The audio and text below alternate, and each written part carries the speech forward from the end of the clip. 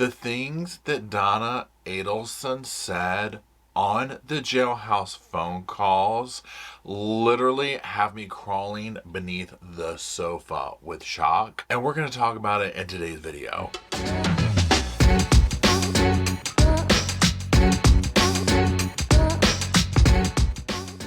Hello, Sofa Squad, and welcome back to the sofa. It's back there. Roscoe's sitting on it. My name's Paul. I'm sitting in front of it. I hope everybody's doing well. Welcome back to the channel, and welcome to the channel if you are new. So today we are talking about continuing our conversation on the Adelson saga that's going on. I'm just saying Adelson, not even a first name at this point, because it seems that every member of the family has something going on. But also what I am talking about is the victim of this case, Dan Markel. Specifically, what we're going to be doing is looking at some jailhouse phone calls. Now, I want to say these were between Donna and her son Charlie, but most of them she's just talking to people in the room on her side, and Charlie wasn't even on the phone. And the things that she said, I was just like, what alternate reality are we living in? So before we jump into all that, though, I do want to quickly talk about like a 60-second overview. And before we do the overview, don't forget, if you want to follow me on the gram, on the Instagram, go on, click it, it's down below. You'll see me and Roscoe over there doing little Instagram things. So anyways, let's talk about the quick overview. Now, the quick overview is going to literally be that, y'all. This case, it's too vast to do some 60-second overview, really, to be honest. But specifically, the players in this and the updates are Donna Adelson. This is the matriarch of the family, the mother. She was recently arrested while trying to flee the country to Vietnam. Her son is Charlie Adelson. He was recently convicted and taking the life, or orchestrating being part of taking the life of Dan Markel. Dan Markel is Charlie Adelson's former brother-in-law. He was married to Wendy Adelson.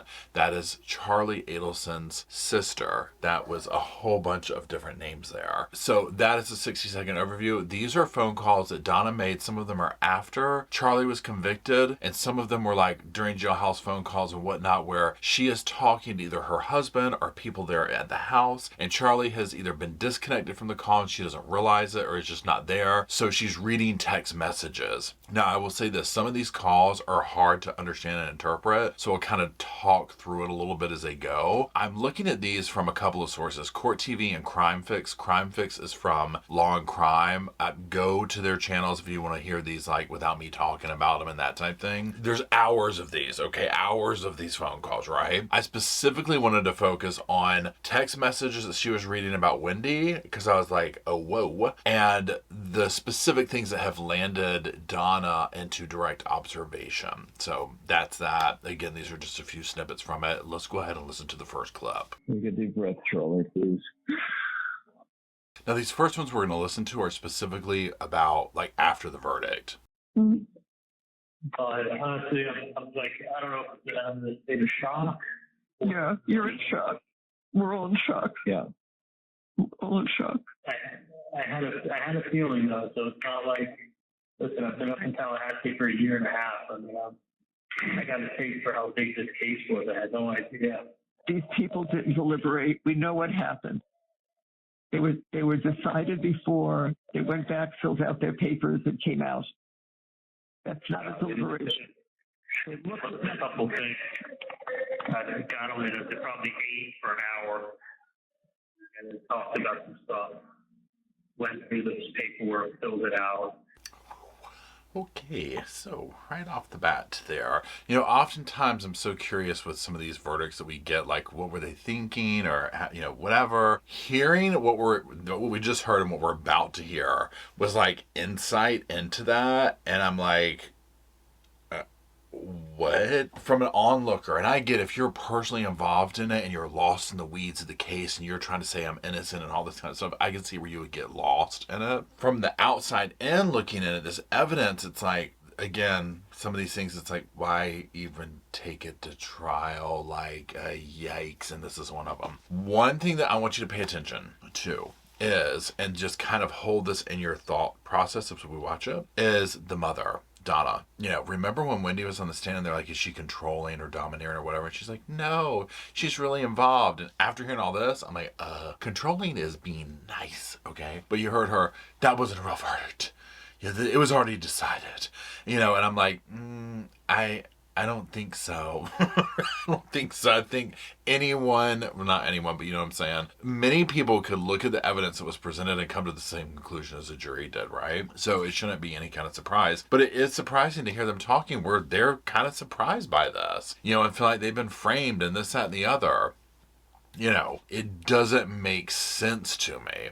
Let's go ahead and move on to the next one. I love you guys a lot, and I'm sorry for you calling me like this. Like, it's not. I've been a better place before, but. Love you Love too. you, Charlie. Take some deep breaths, okay, honey? Please, please. Now, you can hear this is just more of the after the verdict type thing. The mother's clearly upset by this, devastated, you know, telling him to take some deep breaths, the whole 9 yards. And again, you know, I guess right, wrong, or indifferent, no matter how I feel, at the end of the day, that's her son. Nobody wants to see their kids go to prison or do any of this, especially seeing the evidence we've seen. I mean, they're all involved in this, right? I mean, we've seen the allegations that come out against Donna. He's been convicted. We're waiting to see what happens with Wendy. So that's her son. She was, you know, allegedly involved with this too. So of course she doesn't want to see me go to prison. It's going to be devastating. That would be for anybody. So I get that, right? Doesn't mean that I have to agree with it or whatever. But it's just so wild to hear this where I'm like, you know, how can you sit here and feel sorry for yourselves when number one, Dan's gone, seemingly at the hands of your family and the co-conspirators, or, you know, the people who actually carried it out, but yet absolutely no remorse over that, only upset that they've been caught. Now, let's go ahead and move on over to a couple of the clips and listen to some of the stuff about Wendy specifically and Donna reading text messages. This will go down in history for me. Fill your cuppeth uppeth and then drinketh from the cup for this whole thing, because this is I cannot roll my eyes hard enough moment if I've ever had one in my life. Let's listen to the first one. I just got off with Charlie. He's worried about you. He wants to know what. Oh, this is it. Yeah. We know you never ask anything about your brother. If she doesn't, and she told me because her lawyer says she shouldn't ask. But we found out it's not true. But we just got off the phone with my attorney, Adelson, and he had attorney. Our attorney said, I never told her that. Like, another thing, no. So I wrote this last night. We know you never asked anything about your brother. This 8 o'clock last night. But we just got off the phone with him, and the first thing he asked was, how's Wendy holding? I didn't have the heart to tell him that you never called up or asked about it. I just said, we weren't up to phone calls right now. Everyone looks to protect you. I bet you've got a lot to think about. There you go. Here's the thing, and we'll talk more in depth of this towards the end of it, but listening to these, I'm like, oh, and seeing how she was on the stand, she meaning Wendy, and then, you know, going based on what the mother stuff saying, she's just kind of like, I'm kind of done with y'all. Y'all can go wait over here. Thanks for your service. Very telling. It really has, and when I say changed my mind about Wendy, it's not that I didn't think she was involved in anything, but it's sealed the deal and made that even more stronger. I'm like, oh, she's way more cunning and manipulative than I gave her credit for. How many times do we have plans that I really can't and have to cancel? Wendy needs us for this. Wendy needs us to babysit. So we've been really good nannies, and I guess our job is up. Because now the boys are older, they can go out with friends, they can do things on their own. So she doesn't need grandma and grandpa. Okay, pre-hurtful. I have one son that I don't speak with. I have one son who's being dead. And my daughter, whom I love, is doing this. I don't get it. I don't get it. I said to Harvey, I swear to God, our family was cursed. Absolutely cursed. And I don't know how to take care of it anymore. Y'all, I literally feel like I'm living through like a theatrical, dramatic Shakespearean monologue when I listen to Donna talk. I'm just like, the dramatics from this woman, oh my God, she's exhausting, okay? I'm like, it's not a far leap to think that, of course, she probably had her hands all up in this situation with this drama. But here she is talking the guilt trip. You know, here, whatever has taken place, whether Wendy actually knew what was going on, but they kept her out of it, you know, so that she could remain mom to kids, or if she just knew how to spin the plates and get everybody riled up to do her dirty work, we might not ever know, right? But whatever it was, whichever one it was, Donna, to me, was right in the thick of it all, doing whatever she was doing, helping at whatever, assisting Charlie, whatever was going down, right? And the guilt trip that she has run on her, I'm just like, oh my God, imagine taking the life or being involved in that of your daughter's husband to get custody or whatever, and then hanging that over someone's head in a sense, right? Of, we did this for you and you can't come visit. I mean, you think it's bad enough, like a mother's guilt already. This is like next level, okay? Again, the things that she will say on the phone, you almost wonder if she's trying to throw people under the bus. Donna herself. It's almost like the whole family is like screened to throw each other under the bus in their own little way, right? Just dry snitching. Says this morning, I thought to be racing over here last night. Dear Mom, I know you were upset by the verdict, but the anger directed at me is not justified. I don't have an anger. You don't. I'm not responsible in any way for Charlie's situation. I am not guilty because I did not do anything wrong, and I was not involved in any way with Danny's death. It's what? Whoa. Now, to me, that is Wendy CYA. You know what I'm saying? I'm not guilty. I haven't done this. I've not been involved. She's maintaining this like boom, boom, boom. I've done nothing of the sort, period. And sending this to her mother. And of course, if seemingly Charlie's been convicted, the mother's facing the same charges. So it's like, if they're over here talking about, well, we've done this and now we feel like she's going to throw us under the bus, y'all, wouldn't surprise me for the whole family to implode and tell on each other. You know what I'm saying? Like, it literally would not surprise me at one point, because I'm just like, my gosh, the mom is so upset toward Wendy, but I'm also like, what do you expect her to do? Because either way, whether she knew or didn't know, or however Wendy was involved or not involved, it's like y'all, meaning like Charlie and Donna and that whole side, it's like y'all are going down left and right. You think she wants to be all up in your Kool-Aid? No. Like, I wouldn't want to either. You know what I mean? Like, I don't care who it is. It's like y'all are all going down for this. And especially if Wendy's going to sit here and claim, I didn't know. Like, I just happened to go complain to the mafia, and then the next thing I know, my husband's gone. You know what I'm saying? Like, which could be very well the way it went down. But of course she's not going to come around. She's not stupid. When I was interviewed by the police and testified in court, I told the truth as I was required to. I cannot control how the prosecutor used my statement for Charlie's trial. Again, I just did. Now, this is just more of Wendy's text message and whatnot. Again, remember, this is on a jailhouse phone call. This is the part that I'm like, I think Donna was dry snitching on her. I think she was pissed off and was like throwing her under the bus. Because it just amazes me that for as cunning and manipulative as the family is, then to do something like this. And I think that just comes from the entitlement, maybe. Like, there's such an insane sense of entitlement with this family. It's off the charts, okay? I guess Dad and I are just shocked that you didn't think of coming to see us or even calling us. You're your parents. You are and have always been there for you and the boys. None of what we wrote matters about the case. That's all. I just want you to know how many times Charlie is asking about you. Not only do you not ask about us, but not one question about Charlie, right? We will need to give you some information shortly, and we need some business assistance. Please let us know if you can be of any help. I have a space here. I want to keep us full. We're going to be gone. I want her to have all this information. I have the cemetery property. I want her to see all. I want her to have all these tapes and the wills. I want her to see all this. So please let us know if you can be of any help.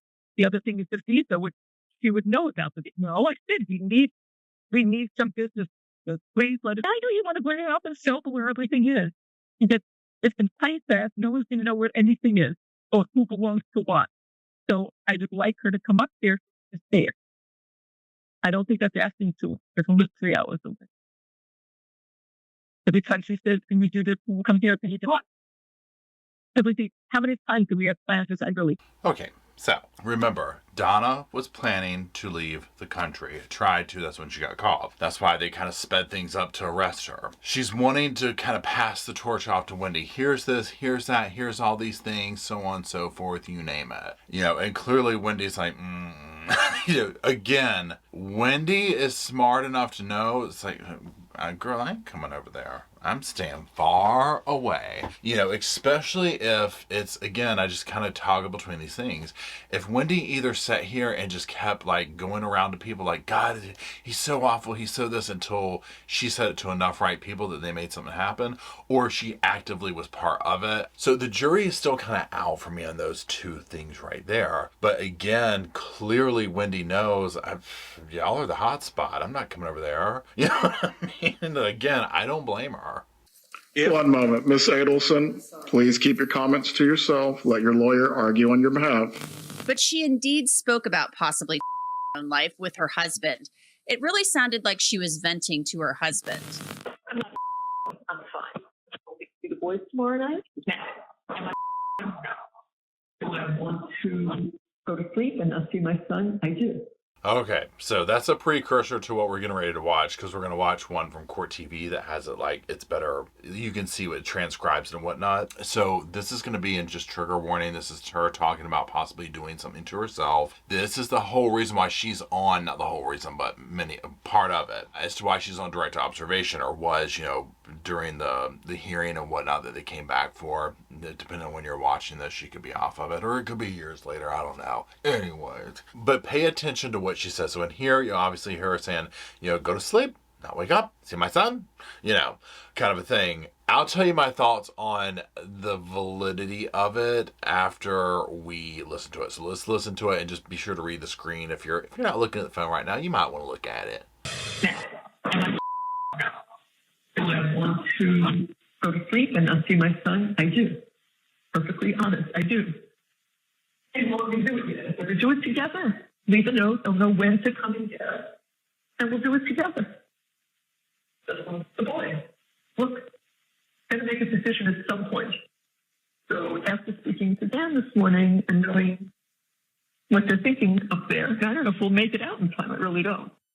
Okay, so two major things going on. Talking about leaving the country, can they make it out in time? Taking some pills and not waking up. Now, like what we heard before, I do think part of it is venting, but then I do think there's some validity to it, because clearly they went with the path of, let's see if we can get out. Obviously, if you're sitting here looking at it like, okay, if I get locked up, I'm probably never coming out again, at their age and whatnot.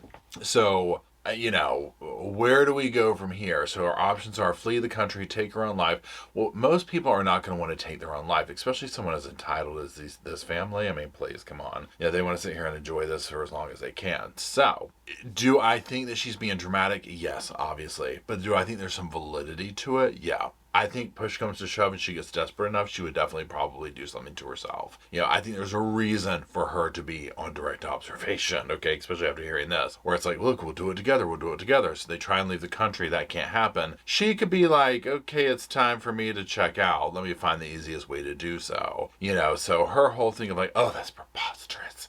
When they were talking about it in court as to why they still had her on direct observation, and she's basically trying to make it out like, I never said that, this is dramatic or whatever. No, there's a reason for it. And again, like I said in my last video about it, this is high profile. Nobody wants anything happening to someone like her on their watch, at all, okay? Majorly would look bad. So yeah, there's a reason why she's on direct observation, and and I agree with that. People have been looking it up over and over.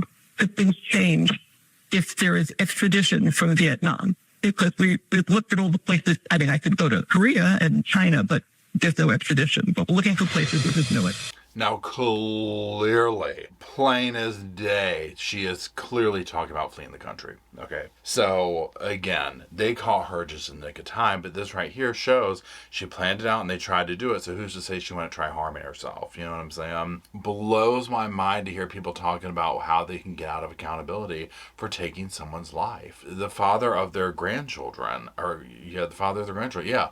I'm just like, baffles me. Again, I've said it 100 times in this video, but I'll say it again. The entitlement of the characters in this case is next level.